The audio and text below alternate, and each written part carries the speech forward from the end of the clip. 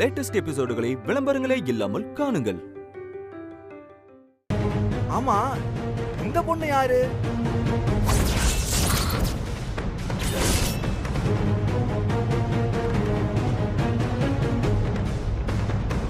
அவ இந்த வீட்ல வேலை செய்யற பொண்ணு. சஞ்சய், இவர் சொல்றது உண்மையா? அவன் எப்படி பெருமா இந்த மாதிரி ஒரு விஷயத்த பண்ணுவான்? அவன் நம்ம கூட தானே இருக்கான். அவர் தான் ஏதோ சொல்றாருன்னா நீங்களா நம்புறீங்களா? அத இல்ல விஜய், இவர் சொல்லி இது வரைக்கும் எதுவுமே பொய்யானது இல்ல. அதான் எனக்கு சந்தேகமா இருக்கு.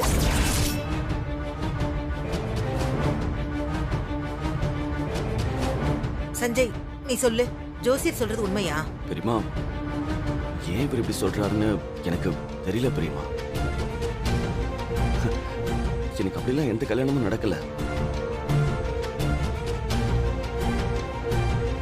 அதுவும் நடக்காத ஒரு விஷயத்த ஜாதகத்துல இருக்குன்னு சொன்னா என்ன அர்த்தம்னு எனக்கு புரியல. இதுக்கு ஏதாவது எவிடன்ஸ் இருக்கா? இருக்கு தம்பி.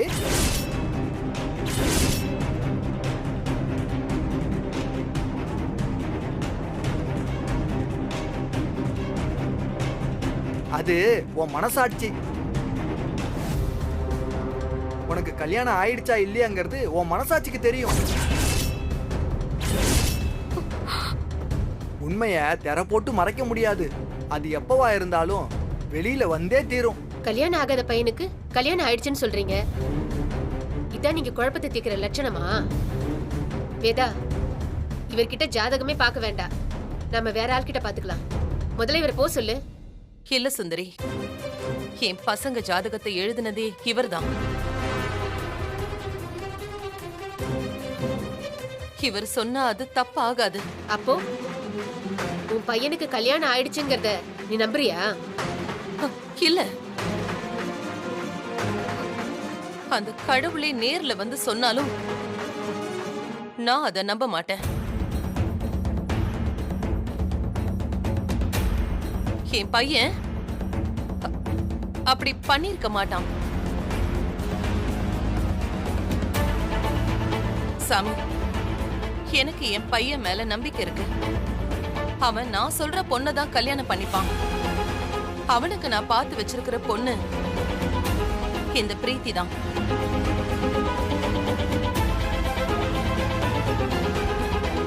இவ கூட தான் அவனுக்கு கல்யாணம் நடக்கணும். இவங்க கல்யாணம் நல்லபடியா நடக்குமான்னு பார்த்து சொல்லுங்க. அது போதும். இல்லம்மா, நான் சொல்றத தயவு செஞ்சு ஒரு நிமிஷம் கேளுங்க. அந்த விஷயத்தை பத்தி திரும்ப நாம பேச வேண்டாம். இத மட்டும் பார்த்து சொல்லுங்க. சரி, அந்த பொண்ணோட ஜாதகத்தை கொடுங்க.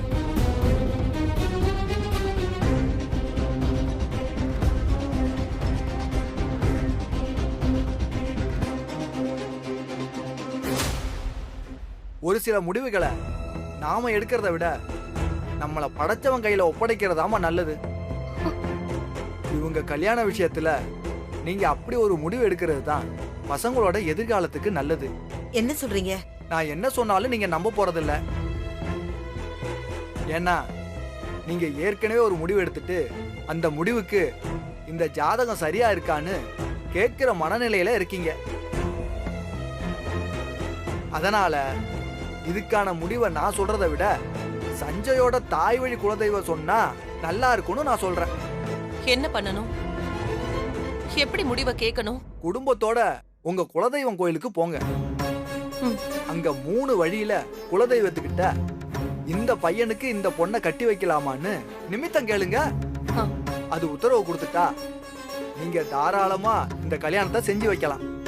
அப்படி இல்லன்னா இத பத்தி நீங்க கனவுல கூட யோசிக்க கூடாது. அதையும் மீறி இந்த கல்யாணத்தை நீங்க பண்ணி வச்சா பொண்ணு பையன்னு 2 பேரோட வாழ்க்கையும் சர்வநாசமாகிரும்.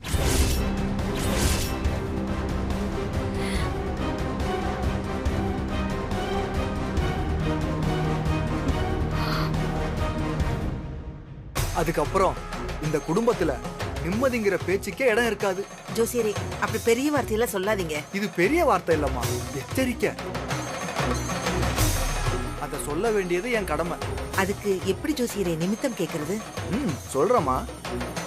முதல்ல நீங்க யார உங்க வீட்டு மருமகளாக்க நினைக்கிறீங்களோ அந்த பொண்ண கோயில் வளாகத்துல ஆணி செருப்போட தீச்சட்டி ஏந்தி வந்து பரிகாரம் பண்ண சொல்லுங்க.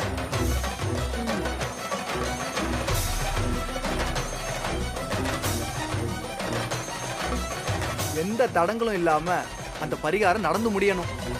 அத உங்க தெய்வம் முழுசா ஏத்துக்கணும். அதுல ஏதாவது தடங்கள் வந்தா அவங்களால செய்ய முடியாம போனா உங்க சாமி அவங்கள ஏத்துக்கலன்னு அர்த்தம்.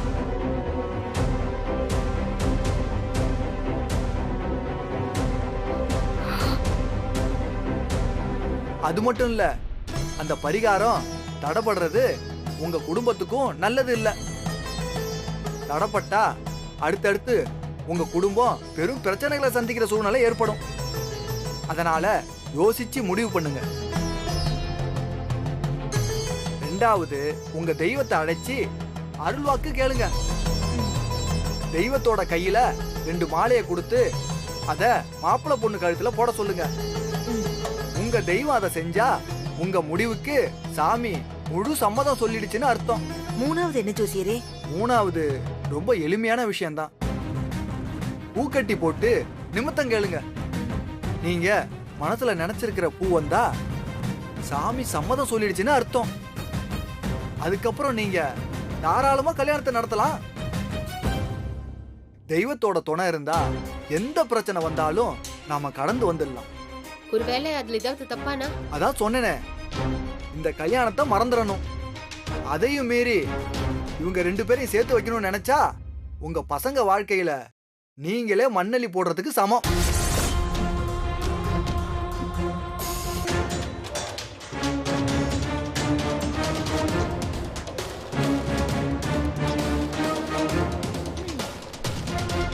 சரி, அப்ப நான் உத்தரவு வாங்கிக்கிறேம்மா.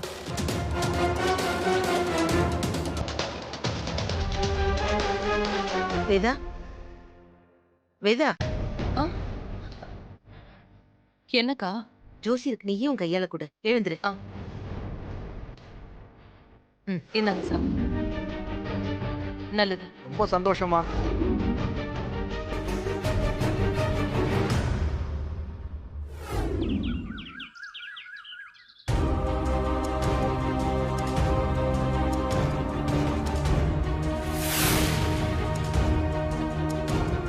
வேதா,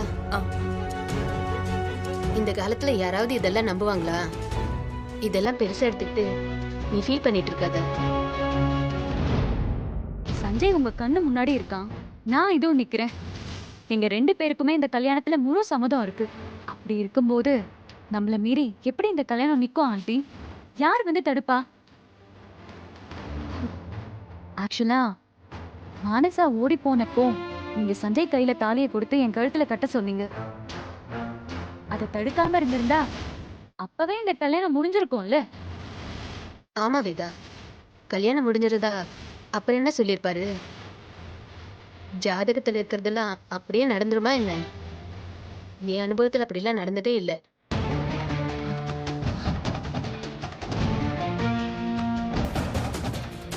நானும் இதையெல்லாம் பெருசா நம்பாத ஆள்தான். எந்த முடிவா இருந்தாலும் என்ன மட்டுமே நம்பி எடுப்பேன். ஆனா தொடர்ச்சியா தப்பு மேல தப்பு நடக்கிறதுனால இனிமே நாம பண்ற ஒவ்வொரு விஷயத்தையும் இன்னும் கவனமா பண்ணணும்னு நினைக்கிறேன். எங்க குடும்பத்தை பொறுத்த வரைக்கும் அந்த ஜோசியர் சொல்லி மாத்தி எதுவும் நடந்ததில்ல சுந்தரி. இத அவ்வளவு ஈஸியா எங்களால கடந்து போக முடியாது. ஏன்னா இது எங்க பசங்களோட வாழ்க்கை. அப்போ இந்த கல்யாணம் நடக்கும்னு உங்களுக்கு நம்பிக்கை இல்லையா? பிரீத்தி தான் என் வீட்டுக்கு மருமகளா வரணும், அதுதான் ஏன் ஆசை. ஆனா தெய்வத்தை மீறி இந்த முடிவை நான் எடுக்க கூடாதுன்னு நினைக்கிறேன்.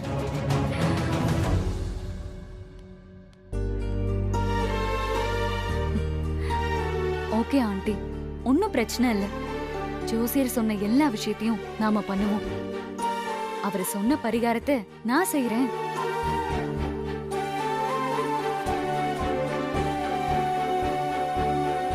எனக்கு சஞ்சய் கூட கல்யாணம் நடக்கணும். நான் இந்த வீட்டுக்கு மருமகளா வரணும். அதுக்காக நான் என் உயிரை கூட பணைய வைப்பேன். எனக்கு தெரியும் பிரீத்தி, உன் மனசுக்கு கண்டிப்பா சாமி உனக்கு சாதகமான முடிவை தான் சொல்லும். நீதான் என் மருமக.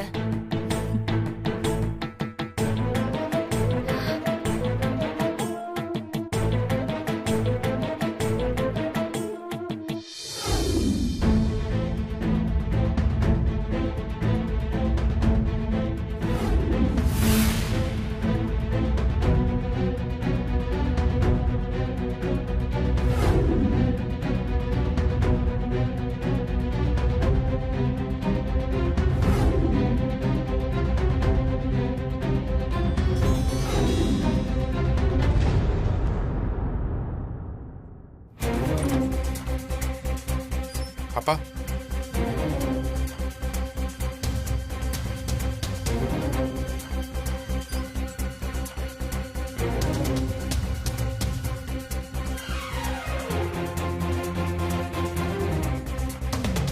சஞ்சய், நீ உன் அம்மாவை மீறி என்ன செஞ்சிருந்தாலும் நான் அதுக்கு சப்போர்ட்டா தாண்டா இருப்பேன்.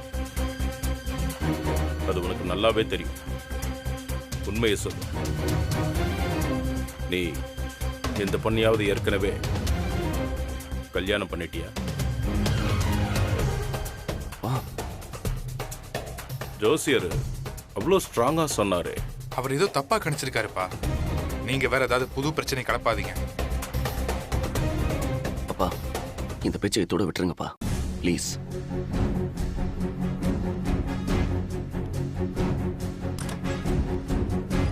டேய், உன் தம்பியை ரொம்ப அப்பாவின்னு நினைக்காத. அவனை பத்தி எனக்கு நல்லா தெரியும். கேடி பையன். ஜோசியர் சொன்னதெல்லாம் இவன் செய்யக்கூடிய ஆள் தான். செய்யறதெல்லாம் செஞ்சுட்டு இவன் அம்மா மனசு கஷ்டப்படுன்னு எல்லாத்தையும் மறைச்சிருவான். கரெக்டா சொல்றாரே. என்னடா கரெக்டா சொல்றேன்னு பாக்குறியா? அவன் வெளிநாட்டுல போய் படிச்சுட்டு வந்தவன்டா. அவனை பத்தியும் உன்னை பத்தியும் எனக்கு நல்லாவே தெரியும். அவன் அப்படிலாம் ஒண்ணும் பண்ணலப்பா. பண்ணாம இருந்தா எல்லாருக்கும் நல்லதுதான். அப்பதான் வித்யாவை அவனுக்கு கட்டி வைக்க முடியும். ஆரம்பிச்சிட்டீங்களா? டேய், இது வரைக்கும் பிரீத்தி தான் இந்த வீட்டு மருமக, அதை யாராலையும் மாத்த முடியாதுன்னு சொன்ன உங்க அம்மா தடவையா அந்த தெய்வத்துக்கிட்ட கேட்டு முடிவு பண்ணிக்கலாங்கிற இடத்துக்கு வந்திருக்கா. இது நமக்கு நல்ல வாய்ப்பு. எப்படியாவது அந்த ஜோசியர் சொன்ன 3 விஷயத்தையும் பிரீத்திக்கு எதிரா முடிகிற மாதிரி செஞ்சுட்டோன்னு வை. பிரீத்தியை இந்த ஆட்டத்துல இருந்து கழட்டி விட்டுறலாம். சஞ்சய் வாழ்க்கையை காப்பாத்திரலாம். அதுக்கப்புறம் வித்யாவை சஞ்சய்க்கு கட்டி வைக்க ஈஸியா நம்ம பிளான் பண்ணலாம். நல்ல ஐடியா தான். ஆனா இதை எப்படி எக்ஸிக்யூட் பண்றது? வித்யாவை வச்சுதான் பண்ணணும்டா. சாமியே வித்யா தான் இந்த வீட்டு மருமகள்னு சொல்ற மாதிரி ஒரு சூழ்நிலையை உருவாக்கிட்டா நம்ம வேலை இன்னும் ஈஸி ஆயிடும்ல.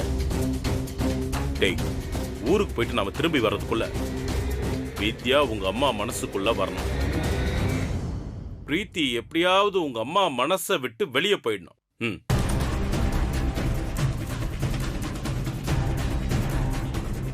யார் வெளியில போகணும்?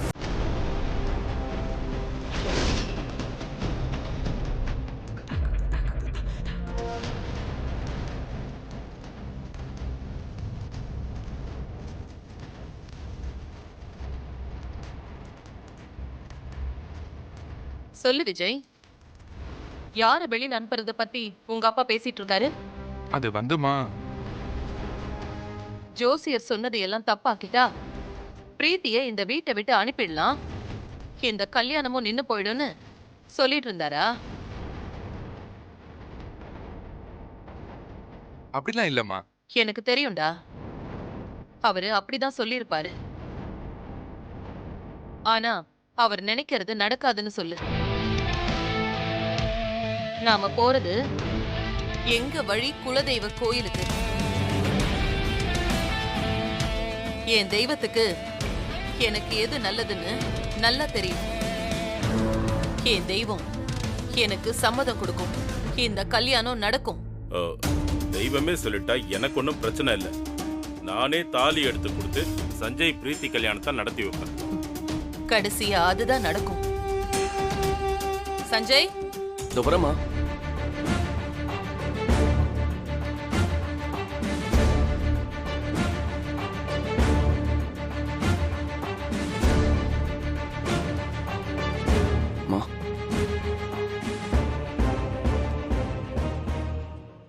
ஜோசியர் சொன்னதை நினைச்சு வருத்தப்படுறியா? அப்படிலாம் இல்லம்மா.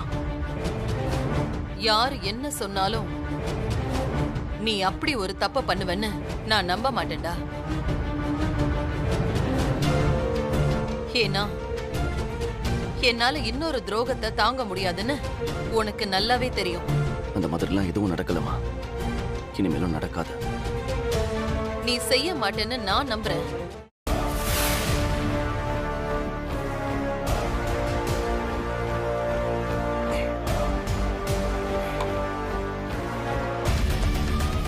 ஏய்,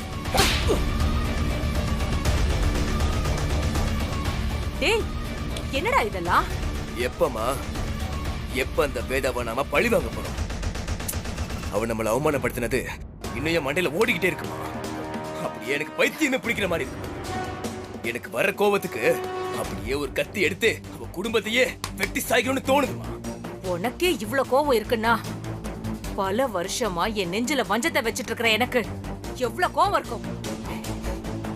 அவ சாவு என் கையில தான். அதுக்கான சந்தர்ப்பம் வரட்டும். நீ அவசரப்பட்டு எதுவும் பண்ணாத. இன்னும் எவ்வளவு நாள் நம்ம காத்துட்டு இருக்கிறது? மேடம், என்ன ஒரு குட் நியூஸ் மேடம். உங்க எதிரி வேதா அவங்க குடும்பத்தோட சொந்த ஊர்ல இருக்கிற குலதெய்வ கோயிலுக்கு சாமி கும்பிட போறாங்களா மேடம்? என்ன சொல்ற? ஆமா மேடம். போ. சரிங்க தர்ஷன், இப்ப இவர் சொன்னது உண்மையிலேயே குட் நியூஸ் தான். இந்த மாதிரி ஒரு சான்ஸ்க்காக தான் நான் காத்துட்டு இருந்தேன். வேதா, கோவிலுக்கு சாமி கும்பிட போறியா? உன் மொத்த குடும்பத்தையும் நான் சொர்க்கத்துக்கே அனுப்புறேன். எனக்கு வேதாங்கிற ஒரு எதிரி இருந்த இடமே இல்லாம பண்ணிடுறேன். இத பார், நான் சொல்றத அப்படியே பண்ணு.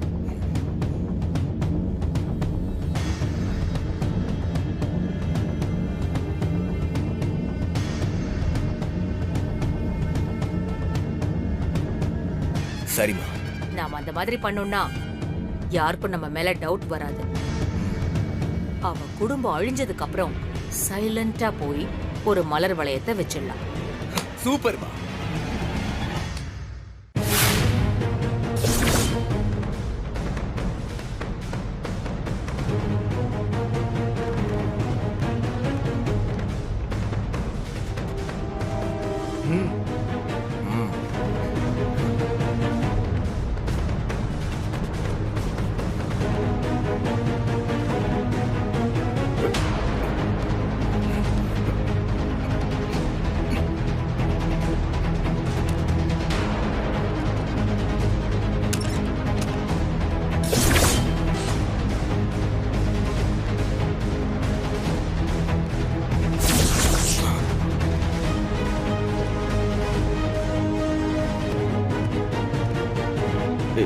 ஒரு நிமிஷம், நான் அப்புறமா கூப்பிடுறேன். ஏய், யார் இது வண்டி கீழே? ஏய், யார் நீ? இது வர சார். வண்டி கீழே என்ன பண்ணிட்டு இருக்க? வெளியே வா. இந்த வந்துடுறேன் சார்.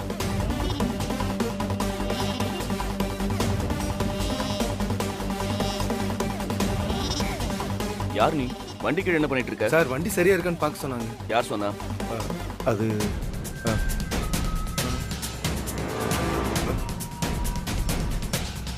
டேய்,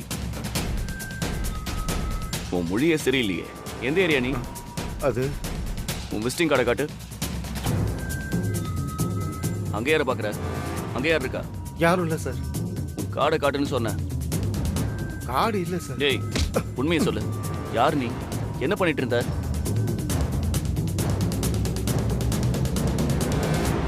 டேய், உன்னதான் கேக்குறேன், சொல்றா. டேய் சஞ்சய், சொல்றா. டேய் சஞ்சய், என்னடா பண்ற?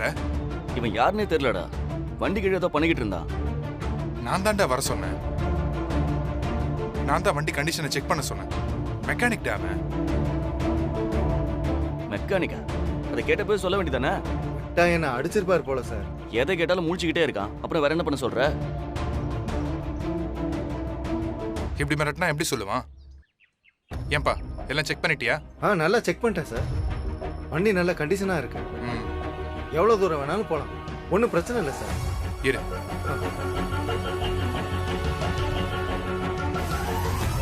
இந்தா. ஓகே, நான் கிளம்புறேன் சார்.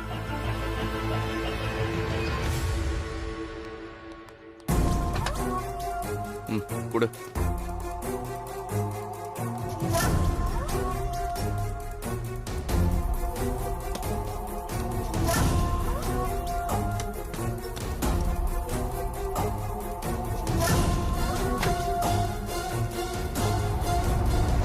வேதா, உன் குடும்பம் உன் கூடயே சேர்ந்து இன்னும் கொஞ்ச நேரத்துல மொத்தமா அழிய போகுது. எங்க லட்சியம் நிறைவேற போகுது. எங்களையா எதிர்க்கிற? மொத்தமா சின்ன பின்னமாக போறீங்க.